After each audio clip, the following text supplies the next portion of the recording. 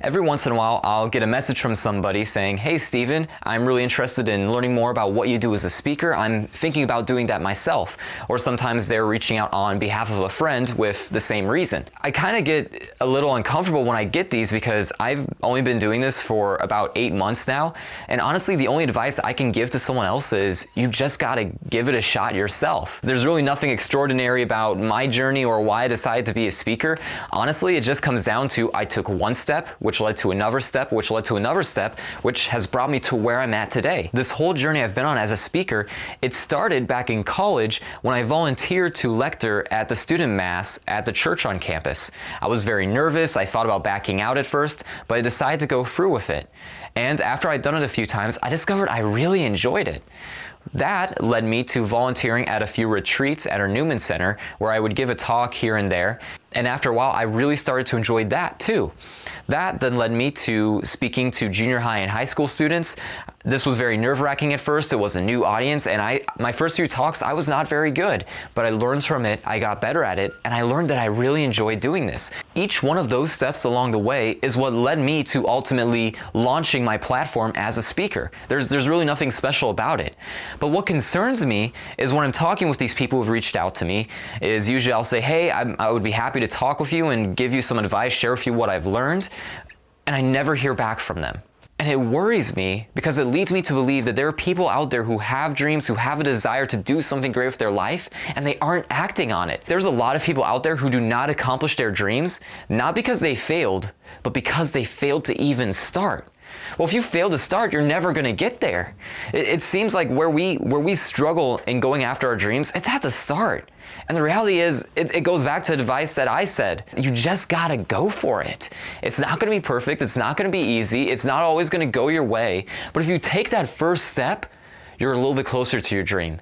And that motivates you to take another step. And that motivates you to take another step. That's my journey. I'm still learning. Every day I learn something new. And it's gonna be the same for you in pursuing your dream.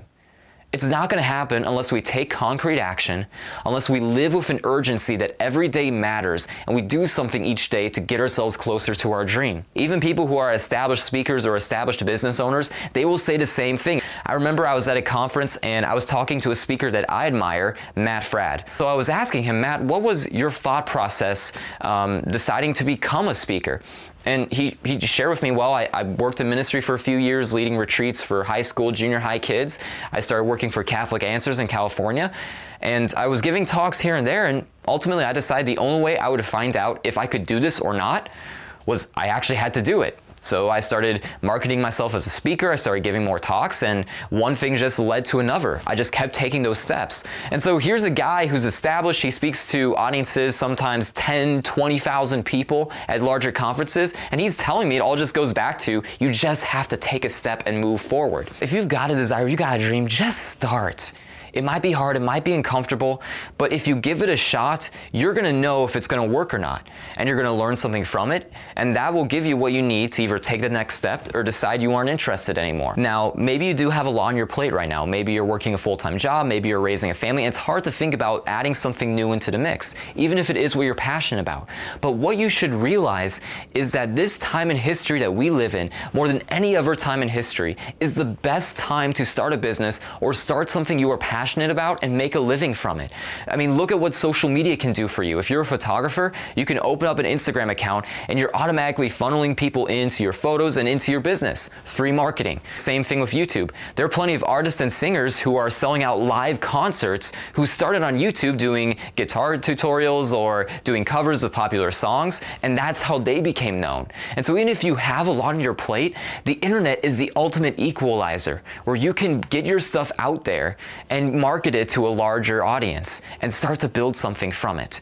And as you go on this journey, you are going to find opportunities to take yourself to the next level. And when those opportunities come, go for it. I have a friend that lives in Denver who runs a few businesses around health and wellness. He was trying to expand his reach, so he was attempting to get in touch with a marketing agency in downtown LA. Finally, one of the agents responds back to him and says, "Are you free Thursday morning at 9 a.m.? He got this message on Tuesday night, and he didn't have a car. But he wasn't intimidated. He reached out to a friend, he borrowed his car, he drove straight to LA, and then drove straight back because he had to work the next day. So he took this big risk, but it paid off for him because he was able to get in touch with a new connection that was able to open up more doors for him. With all this talk about pursuing our dreams, I don't want to lose sight of the fact that it can be challenging, it can be uncomfortable, and it can be very intimidating to take that leap of faith. But it is worth it in the long run. I was listening to an interview on Paul Mercurio. He was a Wall Street lawyer by day, but a stand-up comedian at night. He got his big break when he connected with Jay Leno and got to do some jokes for him. He shared about his dream that it wasn't always nice and fun starting out. It was scary, it was hard. And this is a guy who is now very well established, pursuing his dream and making a living off of it.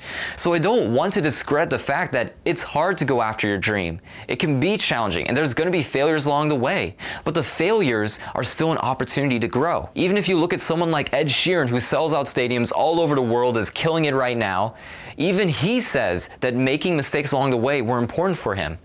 In an interview where he was talking to young aspiring artists and singers, he shared with them that the best advice he could give is write songs every day and do as many gigs as possible. And he went on to explain the reason why you need to do both of those things is you will make a lot of mistakes along the way.